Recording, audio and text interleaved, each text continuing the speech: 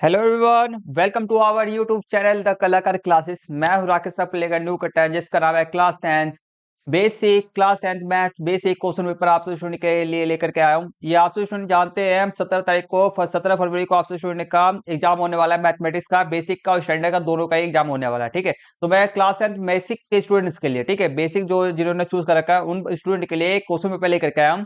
ये जो question paper है आपसे स्टूडेंट का वेरी वेरी मोस्ट इंपोर्टेंट है। कैसे मोस्ट इंपोर्टेंट है? क्योंकि ये जो क्वेश्चन पेपर है इसके अंदर में आपके जितने भी क्वेश्चन दिए गए हैं आपके एग्जाम के अंदर में आए हुए होंगे और बार बार रिपीटेड होते हैं और सारे सारे वेरी वेरी मोस्ट इंपोर्टेंट है। ठीक है, और इस वाले क्वेश्चन पेपर के माध्यम से आपसे स्टूडेंट को ये पता चल जाएगा कि आपका जो सीबीएसई फाइनल आपका 2026 का जो सीबीएसई बोर्ड एग्जाम होने वाला है उसका क्वेश्चन पेपर आपका कैसा आएगा, आपका आसान आएगा मुश्किल आएगा, ये पता चल जाएगा। आपने तैयारी कितना कर पाए हो, कितना तैयारी नहीं करे हो, ये पता चल जाएगा। तीसरा, आपको ये पता चलेगा कि सारे सारे इंपॉर्टेंट क्वेश्चंस जो आपके आएंगे वह आपको देखने को मिल जाएंगे। ठीक है, और उनकी प्रैक्टिस कर लेते हो। और जो क्वेश्चन पेपर आपको मैं करा रहा हूँ इस वाले क्वेश्चन पेपर में से आपके क्वेश्चंस आने के जो आपके फाइनल एग्जाम के अंदर में जो आपके क्वेश्चंस आएंगे उसके आने की संभावना इस वाले क्वेश्चन पेपर में से बहुत ज्यादा है, इसलिए आपको मैं ये वाले क्वेश्चन पेपर का मैं सोल्यूशन करा रहा हूँ। ठीक है, तो चलो शुरू करते हैं अपनी क्लास को। और आपको अभी इसी वाली क्लास के अंदर में, ठीक है, इसी वाली क्लास के अंदर आप 95% कैसे स्कोर कर सकते हो, 95 प्लस मार्क्स, सॉरी परसेंट नहीं, 95% प्लस 95 प्लस मार्क्स आप कैसे स्कोर कर सकते हो, तो इस वाली क्लास के अंदर आपको मैं बताऊंगा। ठीक है, तो चलो करते हैं।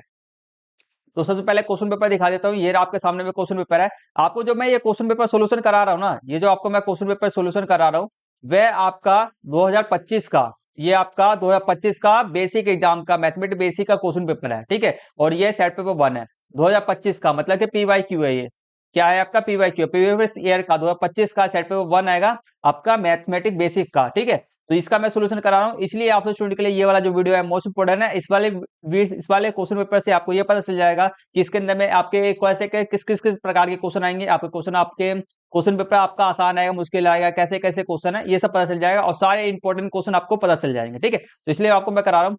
तो शुरू करते हैं अपने क्लास को।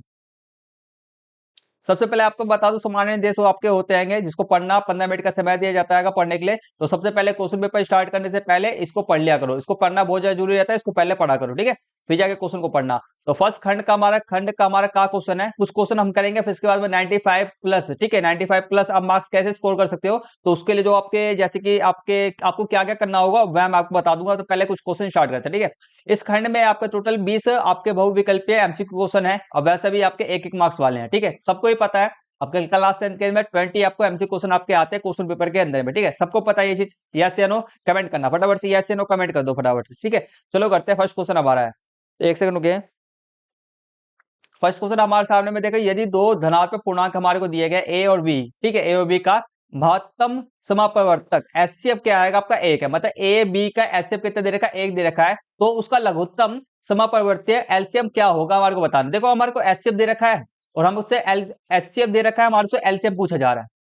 समझ में आया? बस इसमें क्या होगा, आपको एक फॉर्मूला सीखा होगा ना आपने जब एक्सरसाइज 1.1 किया होगा आपने, एक्सरसाइज जब 1.1 आपने किया होगा, 1.1 या 1.2 समझ लो, ऐसे के आसपास में ही है। तो उसमें आपने एक फॉर्मूला सीखा होगा। क्या फॉर्मूला सीखा होगा आपने, दो संख्या को गुणनफल क्या किसके बराबर होता है उनके एचसीएफ और एलसीएम के बराबर होता है। ठीक है, और यहाँ पे हमारे को दो संख्या कौन से दे रखे हैं, हमारे को संख्या एक ए है एक बी है, दो संख्या हमारे को दिया गया है। ठीक है, और दोनों संख्या का गुणनफल किसके बराबर, एचसीएफ और एलसीएम के बराबर होगा। तो एचसीएफ और एलसीएम, एचसीएफ कितना दे रखा मेरे को, एक दे रखा है, तो एलसीएम में आपका हम गुने में, एलसीएम नहीं देगा तो एलसीएम गुने के गुने में हमने छोड़ दिया। अब सुनो, आप एक यहाँ पे गुने में इधर जाएगा किसको हो जाएगा, भाग में हो जाएगा। जब हम एक को ए बी से, ये दोनों आपस में एक गुने बी है, दो संख्या गुणनफल मतलब कि एक गुने दोनों आपस में गुना हो जाएंगे, तो क्या बन जाएगा, ए बी बन जाएगा। ठीक है, तो अब देखो एक चीज को हम करेंगे तो हमारा एलसीएम बराबर क्या आ जाएगा, हमारा ए बी आ जाएगा। क्या आ जाएगा, एलसीएम बराबर क्या आ जाएगा, ए बी आ जाए, तो डी इसका राइट आंसर है। ठीक है, इस तरह से करना था।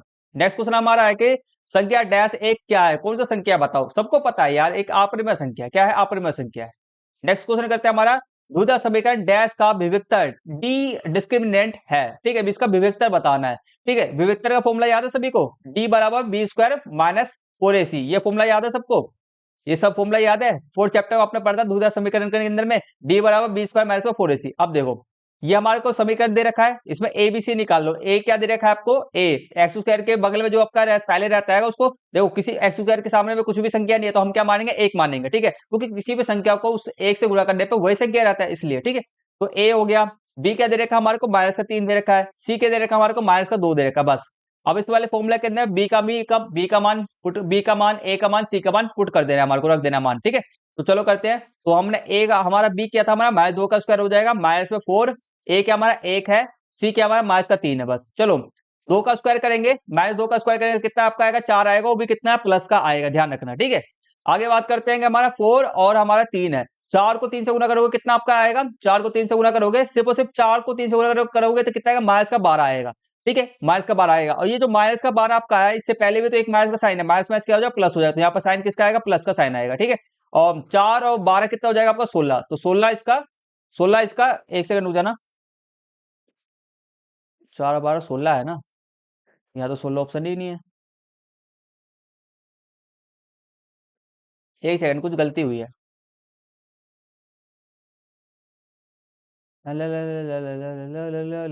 एक सेकंड, एक सेकंड, एक सेकंड, हमने क्या गलती कर दी, 12 हो गया, माइनस का संख्या रहेगा, संख्या तो प्लस वाली आएगी, एक सेकंड रुक जाना। हम 4, एक पहले इसको गुना करेंगे तो कितना आ जाएगा, 4 3 12 आएगा, ठीक है। संख्या माइनस का आएगा, माइनस माइनस माइनस संख्या, यहाँ पर माइनस माइनस क्या हो जाएगा, बीच में प्लस हो जाएगा, प्लस तो नहीं होगा, 4 माइनस कितना आ जाएगा, 8, 16, 16 16 16 16 16 16 16, 4 अंडर रूट स्क्वायर है ना ये, 4 का 2 का स्क्वायर करेंगे 4 आता है, ये ठीक है, 16 आ रहा है हमारा, तो आंसर तो 16 आ रहा है। चलो देखते हैं इसका आंसर, कोई बात नहीं, 16 आ रहा हमारा, बाकी इसका हम आंसर को ना लास्ट में चेक कर लेंगे, ठीक है। चलो नेक्स्ट क्वेश्चन करते हैं। देखो इंग्लिश मीडियम वाले बच्चे भी हमारे वीडियो को देख करके भी अपने एग्जाम की तैयारी कर सकते हैं, तो चलो करते हैं आगे, क्वेश्चन करते हैं। नेक्स्ट क्वेश्चन हमारा आएगा, फोर्थ क्वेश्चन है। नेक्स्ट क्वेश्चन हमारा क्या है, फोर्थ है। आपका समीकरण दिया गया हमारे को, समीकरण एक डैश है, ठीक है, ये हमारे को समीकरण दिया गया है, और x बराबर क्या आपका 0 नहीं होगा, को एक दूसरा समीकरण डैश के रूप में व्यक्त किया जाता है, तो हमारे को ए बी सी का हमारे को मान ज्ञात करना है। सबसे पहले जो हमारे को समीकरण दे रखा है ना, इससे हम क्या निकालेंगे, x की वैल्यू निकाल लेंगे, फिर x की वैल्यू को ना हम इस वाले समीकरण के दूसरे समीकरण में रख देंगे, और समीकरण में रखने के बाद हमारा ए बी सी का मान निकल के आ जाएगा। चलो कैसे करना है, हमने तो बोल तो दिया, अब करके दिखाते हैं, अब करके दिखाता हूं मैं आपको, जस्ट 1 सेकंड प्लीज।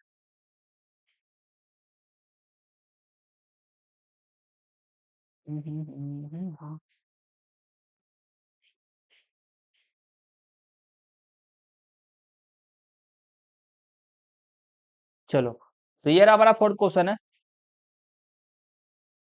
ठीक है। ये देखो फोर्थ क्वेश्चन हमारा आएगा, ये रहा हमारा फोर्थ का ए, तो इसका आंसर जो आपका आएगा 5 आएगा। देखो पहले, सबसे पहले हमारे को इसको सोल्व करना पड़ेगा, ठीक है। ये हमारे को समीकरण दे रखा था, ये समीकरण है, इसको हमारे को पहले हम सोल्व करेंगे, तो सोल्व करेंगे तो हमारे क्या पहले देख रखा हमारे को, एक एक्स था प्लस में 1/x बराबर हमारे 3 है, ठीक है। एक्स के नीचे हम क्या लगा, 1 लगा लेंगे। अब हमारे को करना है, 1 और एक्स का हम एलसीएम लेंगे, क्या आएगा हमारा, एक्स आएगा। अब नीचे वाली संख्या को नीचे वाली संख्या से भाग करना, एक से क्या, एक्स को 1 से भाग कर दो, एक्स को 1 से भाग कर दो, नहीं, एक को हम क्या करेंगे, एक्स से भाग कर देंगे, मतलब कि एक्स बटे एक करेंगे, ठीक है।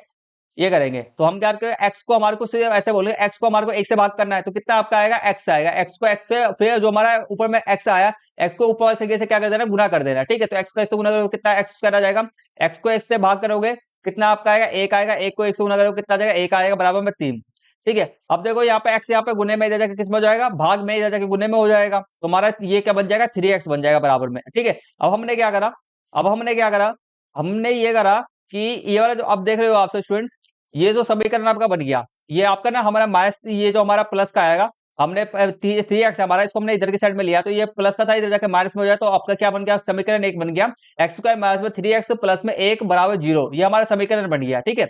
ये हमारा समीकरण बन गया। अब हमसे क्या बोला जा रहा है, ये हमें हमें इस वाले संख्या को, हमारे को क्या करना था, इस वाले को इस संख्या के रूप में व्यक्त करना था पहले तो हमारे को, तो हमने इसके रूप में इन दोनों को एक जैसा सेम कर दिया। अब सेम करने के बाद में अब देखोगे आपसे स्टूडेंट, अब एबीसी का मान निकालना है। अब एक्स स्क्वायर के बगल में, एक्स स्क्वायर के बगल में क्या होता है आपका, ए होता है, तो ए क्या आपका, एक है, क्या है, एक सेकंड हो जाओ, ए क्या आपका एक हो गया, बी करना है, ठीक है। बी एक्स के बगल में, एक्स के बगल में क्या है, बी है, तो बी कितना देर का हमारा, -3, ठीक है। अब हमारा सी क्या आएगा, लास्ट वाला हमारा क्या होता है, सी होता है। ठीक है, तो एबीसी हमारा एबीसी निकाल दिया। अब इसमें एबीसी का मान यहाँ पे पुट कर दो। ए का मान क्या, 1 है, बी का मान क्या आपका माइनस का 3 है, और सी का सी। ठीक है, माइनस माइनस क्या हो जाएगा आपका, प्लस हो जाएगा। 1 3 और आपका 1 कितना हो गया आपका 5, इसलिए इसका राइट आंसर है। चलो, अब हमारा जो क्वेश्चन बच रहा था, हमारा जो थर्ड क्वेश्चन था हमारा, जिसका आंसर हमारे को आ नहीं पा रहा था, उसका आंसर आपको मैं समझा देता हूँ। इसका आंसर ये रहा, इसका आंसर ये रहा। देखो, हमारे को ये दे रखा था, हमने डी डी बराबर क्या फॉर्मूला हमने लिख लिया, एबीसी हमारा ये है। अब देखो हमारा क्या था, ये हमारा बी का स्क्वायर, तो बी क्या है यहाँ पर, मैंने गलती इससे में हमने ये करा था, हमने 2 लिख दिया था, 3 आता यहाँ पर, क्या आता, 3 आता। ठीक है, तो यहाँ पर आपका कितना आ गया, 8 आ गया। यहाँ पर 3 का स्क्वायर 9 आएगा, और यहाँ पर माइनस माइनस क्या हो जाएगा, प्लस हो जाएगा, तो यहाँ पर 17 आपका आ गया। ठीक है, 17 आपका आएगा। तो यहाँ पे हम गलती कर रहे थे, हमने 2 ले लिया था स्क्वायर के अंदर में, ये गलती कर रहे थे बस। चलो, हाँ, आगे करते हैं, नेक्स्ट क्वेश्चन करते हैं। नेक्स्ट क्वेश्चन हमारा आएगा फिफ्थ आएगा। देखो, हमारा बिंदु 3 और माइनस 5 के लिए भुज और कोटि का मान ज्ञात करना है। ठीक है, भुज और कोटि का मान ज्ञात करना है। ये क्या चीज होता है आपको मैं समझा देता हूँ, जस्ट 1 सेकंड प्लीज। ये देखो, हमारे को क्या, किसी बिंदु के निर्देशांक, किसी बिंदु का निर्देशांक क्या होता है, एक्स और वाई होता है। ठीक है, तो यहाँ पर एक्स क्या होता है आपका, भुज होता है, वाई क्या आपका होता है, कुट होता है। ठीक है, अब क्या करना है, बात सुनो। अब भुज और कोटि का मान ज्ञात करना है। भुज और कोटि का मान ज्ञात का मतलब कि हमारे को क्या करना होगा, हमारे को 3 माइनस, हमारे को माइनस का, हमारे को क्या दे रखा है, पहले तो देख लो। हमारे को ये दे रखा है, हमारे भुजा कोटि मान कितना दे रखा है, 3 दे रखा है, और माइनस का 5 दे रखा है। ठीक है, तो आपको भुजा कोटि का मान ज्ञात करने के लिए आपको क्या करना होता है, हमारे को दोनों भुज में से, ठीक है, भुज में से कोटि को माइनस करना होता है। ठीक है, भुज में से कोटि को माइनस करना होता है, तो 3 माइनस हमारा जो हमारा भुज कितना आएगा, हमारा कोटि कितना है, माइनस का 5 है। ठीक है, माइनस माइनस क्या हो जाएगा, प्लस हो जाएगा, 3 और 5 कितना हो गया आपका, 8 हो गया। तो 8 इसका राइट आंसर आपका आएगा। ठीक है, नेक्स्ट क्वेश्चन आपका है, देखो यदि ये किसी रेखाखंड का मध्य बिंदु उस रेखाखंड को किस अनुपात में विभाजित करता है। देखो, किसी रेखाखंड, मान चलो आपका ए बी एक रेखा है, क्या आपका ए बी क्या आपका एक रेखा है। ठीक है, तो उसका एक आपका क्या मध्य बिंदु, मध्य बिंदु क्या बीच में रहता है, तो ये ए बी को किस अनुपात में उसने विभाजित किया, आपका 1:1 के अंदर में। ये भाई ये वाला यहाँ से लेकर एक यहाँ तक एक भाग हो जाएगा, यहाँ से लेकर आपका एक भाग ये हो जाएगा। दोनों को एक और एक को जोड़ोगे तो आपका क्या, एक और एक को जोड़ोगे तो पूरा भाग आपका बन जाएगा 2। ठीक है, तो उसको 1 और 1 के अनुपात में तोड़ देता है बस। नेक्स्ट क्वेश्चन हमारा है, निम्नलिखित में से कौन सी त्रिभुज की समरूपता की कसौटी कसौटी नहीं है, समरूपता की कसौटी नहीं है। ठीक है, तो आपका नहीं है, ये आपका डी आपका नहीं है, आर एच एस, ये जो आपका था सर्वांग का नियम होता है, ये क्या होता है आपका सर्वांग का आपका नियम होता है। ठीक है, तो ये नहीं है। नेक्स्ट क्वेश्चन हमारा आएगा, देखो हमारा 8 क्वेश्चन नीचे दी गई आकृति एंगल पी के मान के लिए निम्नलिखित में से कौन सा सही है, हमारे को बताना है। देखो, अब बात सुनो, आपका एंगल पी, यहाँ पर जो मान आएगा, यहाँ पे मान क्या आना चाहिए हमारे को बताना। ठीक है, अब बात सुनो, यहाँ पर सबसे पहले हमारा एक से त्रिभुज ये दे रखा है, एबीसी दे रखा है, और हमारा क्या दे रखा है, एबीसी दे रखा है, हमारा पी क्यू आर बोल सकते हो, पी क्यू आर हमारा दे रखा है। ठीक है, A B C P Q R, R Q P हमारे को दे रखा है। ठीक है, आपको दिखाई दे रहा होगा कि ये वाला साइड, ये इसका दुगना है, ये यहाँ पर 2x है, ये यहाँ पे 1x है। यहाँ पे आपको दिख रहा होगा AC दिख रहा होगा, यहाँ पे 1 है, यहाँ पे 2 है, यहाँ पे आपका कितना 6 है, यहाँ पे कितना है आपका 12 है, तो 2x जा रहा है। उसी बात से मतलब जैसे कि हमारा भुजाओं का अनुपात दोनों का त्रिभुज का ABC का और RQ का भुजाओं का अनुपात क्या है आपका, भुजाओं का अनुपात इसका अनुपात इसके अनुपात के बराबर है, इसका अनुपात इसके अनुपात के बराबर है, और इसका अनुपात इसके अनुपात के बराबर है। ठीक है, तो उसी प्रकार से हमारे कोनों का भी, जो कोनों का अनुपात भी रहेगा, कोण भी क्या रहेंगे हमारे, भुजाओं का अनुपात बराबर है, तो कोण भी क्या रहेंगे, बराबर रहेंगे दोनों त्रिभुज के। ठीक है, तो हमारा ये देखो, आपको पता है 80 और 60 कितना हो गया आपका, हमारा 140 हो गया। अब त्रिभुज के तीनों कोण गए कितना होता है, 180 होता है। तो 180 में से हमारा 180 में से 140 मेरा जाएगा, तो कितना बचेगा, 40 बचेगा ना। तो ये मेरा यहाँ पर कितना आएगा, 40 आएगा। तो इसलिए एंगल पी मेरा कितना निकल के, तो मेरा अनुपात भी देखो, भुजाओं का अनुपात बराबर है, तो इसलिए कोण भी क्या रहेंगे, बराबर रहेंगे। तो ये हमारा 40 ही है, एंगल पी क्या रहा है हमारा 40 रहेगा, सी इसका राइट आंसर है। बाकी जो लिखा हुआ आएगा, मैंने इसके आंसर लिख दिया आएगा। देखो, तो ये रहा, मैंने इसका आंसर यहाँ से लेकर के यहाँ तक मैंने लिख दिया है, आप उसको देख सकते हो। ऐसे ऐसे करके हमारे को यहाँ से लेकर के यहाँ तक लिखना है, इसका लिखना पड़ेगा हमारे को। ठीक है, मैंने समझा दिया, बाकी लिखना भी पड़ेगा। नेक्स्ट क्वेश्चन करते हैं हमारा, इंग्लिश मीडियम वाले बच्चे अपने क्वेश्चंस को देख लें, और वह भी अपनी प्रैक्टिस कर लें, तैयारी कर लें अपने एग्जाम की। नेक्स्ट क्वेश्चन हमारा आएगा, देखो हमारा 9 है। देखो, दी गई आकृति में ओ वृत्त पर है, पी एक स्पर्श रेखा है, पी ए क्या है, एक स्पर्श रेखा है। यदि हमारा पी ओ पी 10 सेंटीमीटर है, तो एपी की लंबाई, अब इसकी लंबाई हमारे को इसकी ज्ञात करनी है। ठीक है, तो इसको बहुत आसान तरीका है, बहुत आसान तरीका है, कैसे करेंगे देखो, जस्ट 1 सेकंड प्लीज।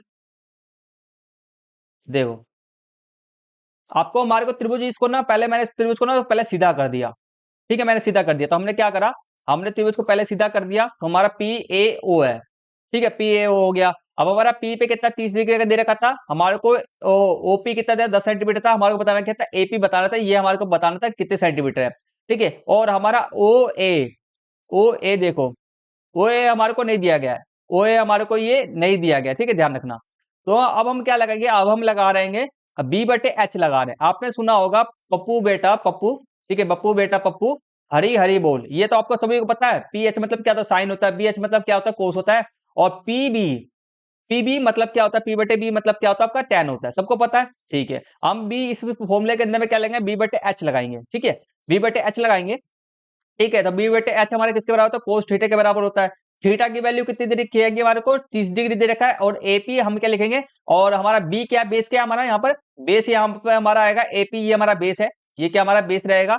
और इसके अलावा हमारा एच क्या हमारा हाइपोटेन्यूस क्या है, ओपी हमारा क्या हाइपोटेनियस, क्या हमारा हाइपोटेनियस है, मतलब कर्ण है, ये हमारा कर्ण है, ये हमारा बेस है, ये हमारा लंब है, क्या है हमारा ये लंब रहेगा। ओ ए हमारा क्या लंब है, क्योंकि देख क्यों लंब है हमारा, देखो ओ ए हमारे लंब रहता है, यहाँ पे क्या लगे रम लंब, हमारा परपेंडिकुलर ये लंब है ये, ठीक है, इसलिए। तो हमारा ये हो जाएगा, आगे करते हैं। तो कोस 30 की वैल्यू क्या रहती है, अंडरूट 3/2 रहता है, बराबर है एपी बटे में 10। तो अब क्या करोगे, क्रॉस मल्टीप्लाई कर दो, इसको गुना करोगे कितना आ जाएगा, 10x आ जाएगा, 10√3 आ जाएगा। और ये 2 से इसको गुना करोगे कितना आ जाएगा, 2 एपी आ जाएगा। 2 यहाँ पे गुने में दे जाएगा, किसमें जाएगा, भाग बजाय 2 से 10 को काटेंगे तो कितना बच जाएगा हमारा, एपी बराबर 5√3 इसका राइट आंसर का आएगा, ठीक है। तो इस तरह से इस वाले क्वेश्चन को करना था। नेक्स्ट क्वेश्चन हमारा, निम्नलिखित में से कौन सा असत्य है, तो निम्न में से कौन सा हमारा असत्य है हमारे को बताना है। तो ये देखो हमारा असत्य कौन सा है, हमारा सी इसका असत्य आएगा, साइन 30 बराबर में कोस 30 आपका नहीं है, ठीक है। साइन 30 की वैल्यू 1/2 होता है, कोस 30 की वैल्यू √3/2 होता है, तो इसलिए दोनों बराबर नहीं है। कौन सा गलत है हमारा, सी गलत है। नेक्स्ट क्वेश्चन हमारा आएगा tan ए स्क्वायर, ठीक है, tan स्क्वायर ए माइनस में 1 कोस स्क्वायर ए का मान ज्ञात करना है हमारे को, ठीक है। तो यहाँ पर देखो कैसे करना पड़ेगा हमारे को, सबको एक फॉर्मूला याद है, ठीक है, ये सॉल्व सभी का है, आपका फॉर्मूला है ये tan स्क्वायर, ठीक है, tan स्क्वायर ए माइनस में tan square sorry sec square A minus में tan स्क्वायर ए बराबर कितना 1 होता है। तो हम क्या कर रहे हैं, हम यहाँ पे क्या कर रहे हैं, हमने ये क्या रहा कि यहाँ पे tan की वैल्यू की जगह पे, ठीक है, tan की वैल्यू की जगह पर हमने क्या करा, इसको ये देखो यहाँ पे सेक क्या आएगा, सेक यहाँ पे प्लस में जाएगा, किस में हो जाएगा, माइनस में हो जाएगा।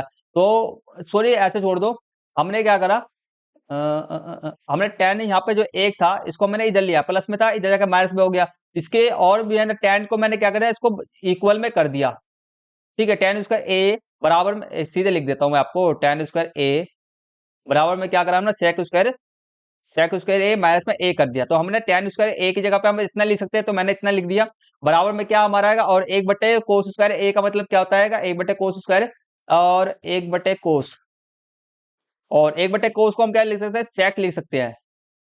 एक सेकंड रुक जाओ, एक सेकंड रुक जाओ, क्या मैं गलत गलत बोले जा रहा हूँ,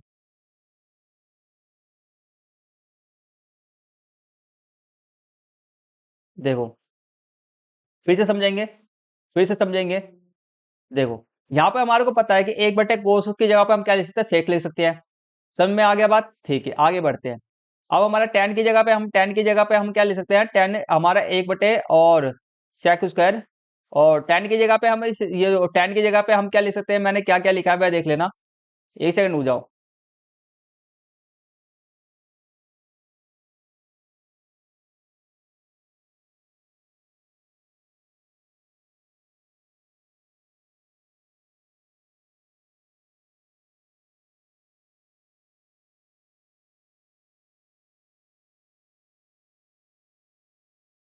ठीक है, अब समझो, अब आपको फॉर्मूला एक याद होगा, फॉर्मूला ये है, सबको पता है, सेक स्क्वायर ए, ठीक है, सेक स्क्वायर ए माइनस में tan स्क्वायर ए बराबर कितना है, 1 होता है, ठीक है।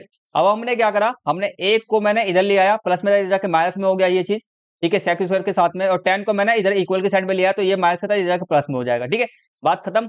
अब बात करते हैं हमारा tan, यहाँ पे हमारा क्या था, tan स्क्वायर ए था, ठीक है। तो tan स्क्वायर की एक जगह पे मैंने वैल्यू ये वाली ले ली, ये वैल्यू मैंने ले ली। आगे बात करते हैं, माइनस का साइन था, माइनस का साइन मैंने लगा दिया, यहाँ पे 1/कोस स्क्वायर था, तो 1/कोस स्क्वायर मैंने लिख दिया। आगे बात करते हैं, एक बटे कोस स्क्वायर की जगह पे हम क्या लिखते हैं, सेक स्क्वायर लिख सकते हैं। तो सेक स्क्वायर मैंने यहाँ पे लिख दिया। सेक एक बार प्लस में एक बार माइनस में, ये तो कट गया आपका, बचा क्या आपका वैल्यू, क्या बचा माइनस का एक, इसका राइट आंसर आपका है। ठीक है, यहाँ पे इससे हमने ऐसे करा। नेक्स्ट क्वेश्चन करते हैं। नेक्स्ट क्वेश्चन करते हैं, एक सेकंड फिर से बस सही से दिखा दूं।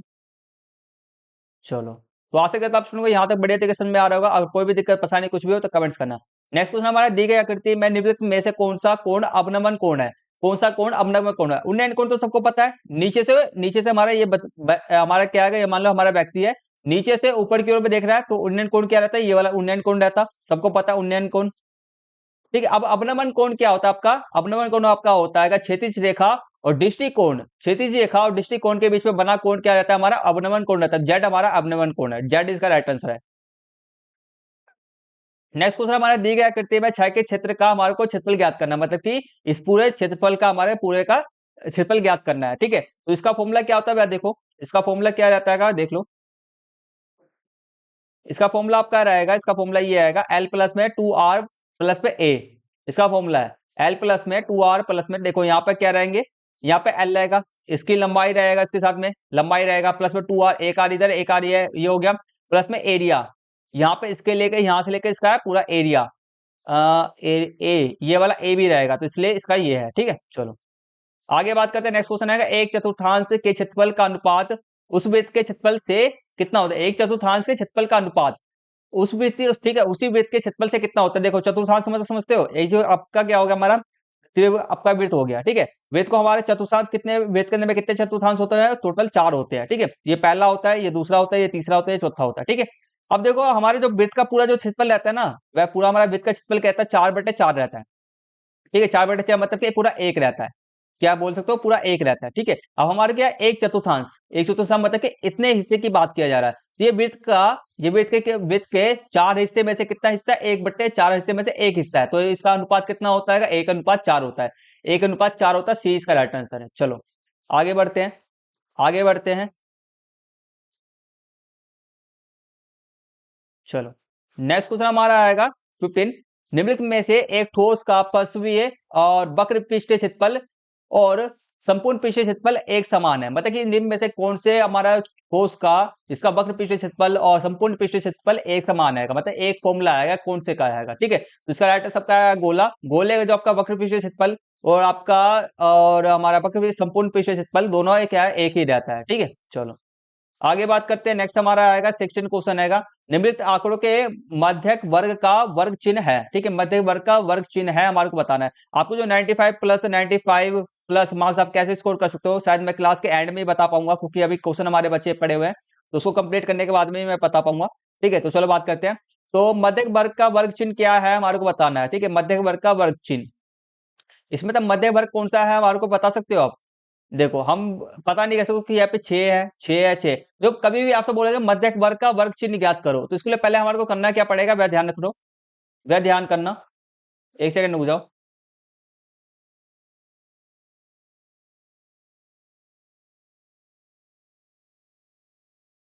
ठीक है, ये 16 क्वेश्चन हमारा आएगा।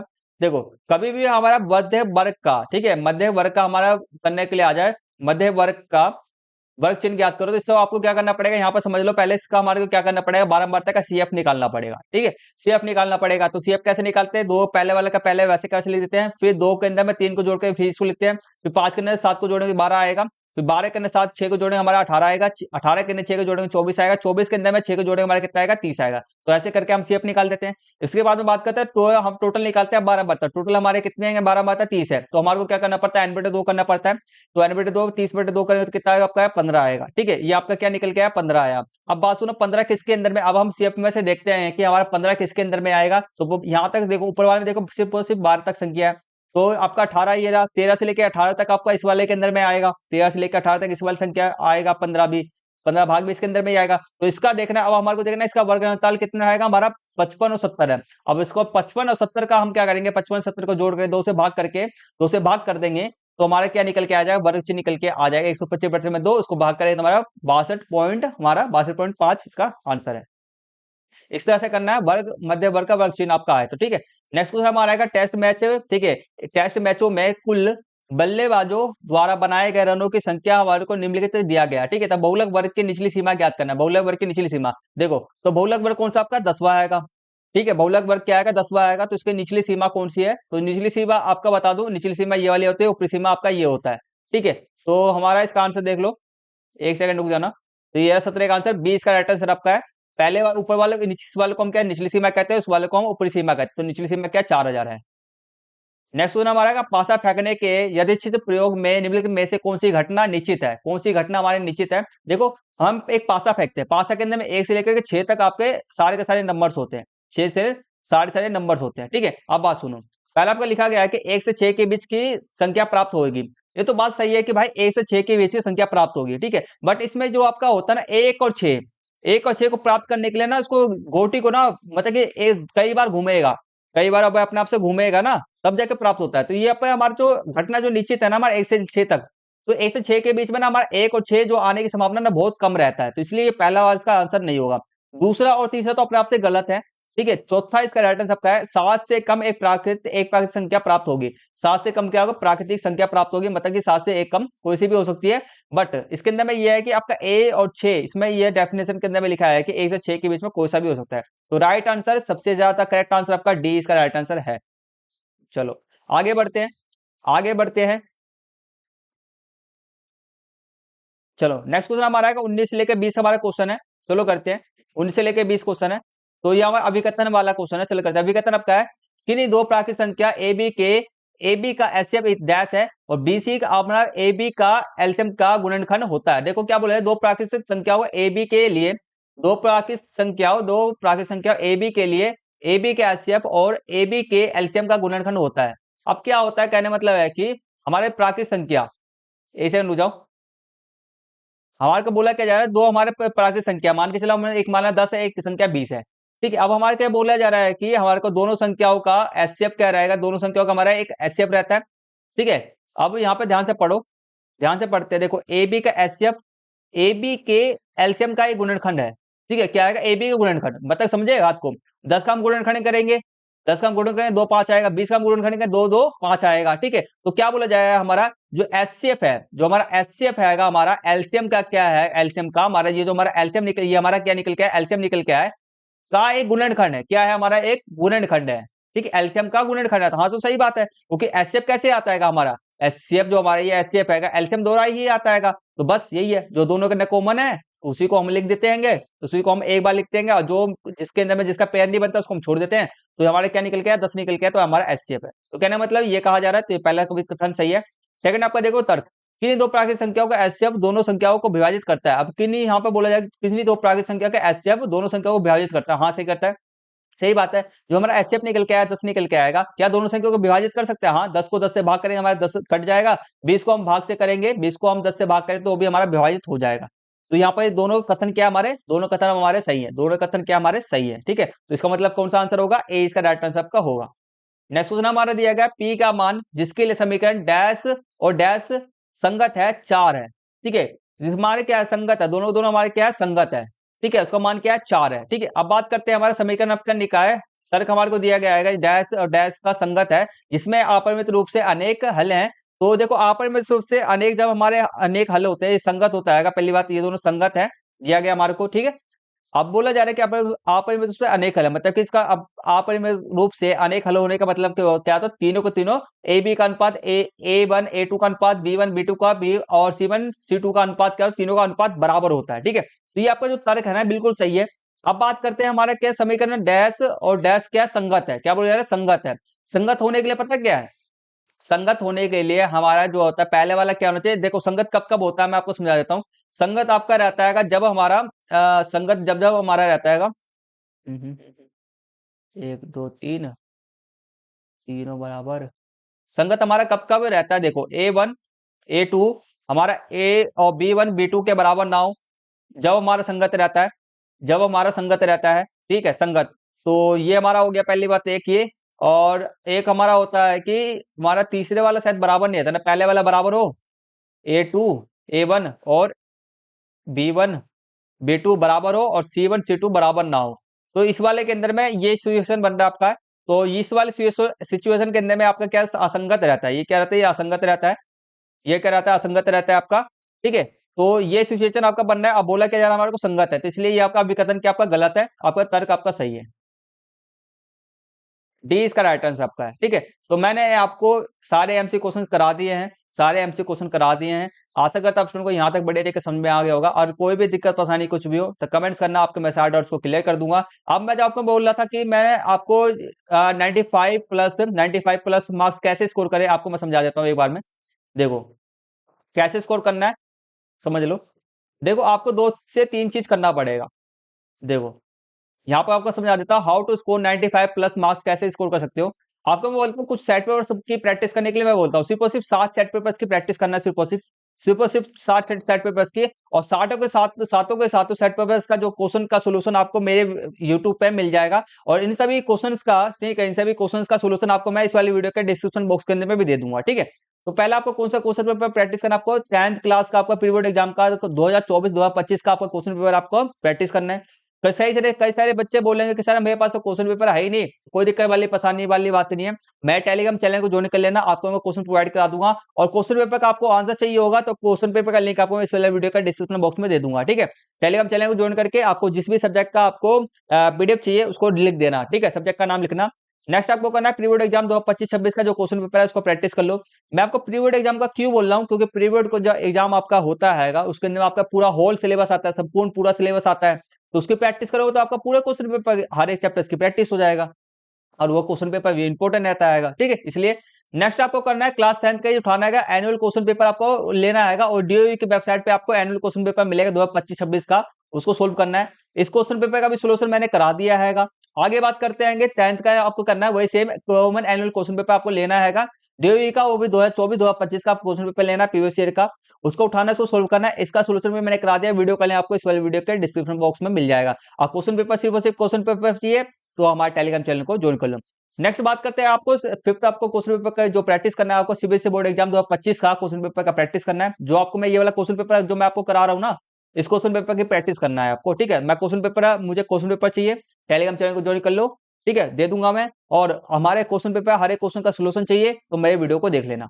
आगे बात करते हैं, आपको उसी प्रकार से 2010 का 10th क्लास का आपका 2024 का सीबीएसई बोर्ड एग्जाम का सेट पेपर 1, सिर्फ एक एक सेट पेपर कर लेना, बस बहुत रहेगा, एक एक सेट पेपर कर लेना बहुत रहेगा। तो एक एक सेट पेपर के अंदर में आपका उसका 2024 का कर लेना। इसका क्वेश्चन पेपर आपको चाहिए तो हमारे टेलीग्राम चैनल को ज्वाइन कर लो, आपको मिल जाएगा। ठीक है, और हमारे बिट्स के लिए मैं देखो आपको बता दो 2000 आपका 2025 के सभी सेट जो आपके होते हैं, सेट पेपर होता है क्वेश्चन पेपर, वो भी सीबीएसई बोर्ड एग्जाम का, उसका मैंने एक सेपरेट वीडियो मैंने बना दिया है। ठीक है, तो उसमें आपको ना हर एक क्वेश्चन पेपर देखने को मिल जाएगा, 2025 के सीबीएसई बोर्ड एग्जाम का हर एक क्वेश्चन मैथमेटिक्स का देखने को मिल जाएगा। इसी प्रकार से मैंने 2024 का भी वीडियो बना दिया, 2023 का भी वीडियो बना दिया है, सभी का मैंने वीडियो बना दिया। सभी का लिंक आपको मैं इस वीडियो के डिस्क्रिप्शन बॉक्स में डाल दूंगा, या मेरे बायो में जाकर के देख लेना। ये आपको टेलीग्राम चैनल को ज्वाइन कर लेना, आपको 2023 के 2024 के 2025 के सभी सीबीएसई बोर्ड एग्जाम के सीबीएसई क्वेश्चन पेपर को आपको मैं प्रोवाइड करा दूंगा। ठीक है, सभी लेने की जरूरत नहीं है, सिर्फ और सिर्फ एक एक क्वेश्चन पेपर का प्रैक्टिस कर लेना। कुल मिला के ये टोटल 7 क्वेश्चन पेपर की प्रैक्टिस कर लेना, 95 प्लस, मैं दावे से बोलता हूँ 95 प्लस आपके मार्क्स आपके लिख करके मैं गारंटी देता हूँ आपके आएंगे। ठीक है, तो बस आज की क्लास को यहीं पे फिनिश करेंगे, मिलते हैं जल्दी से नेक्स्ट वीडियो के में, तब तक के लिए टेक केयर, टेक बाय, जय हिंद, जय Bharat, and thank you for watching.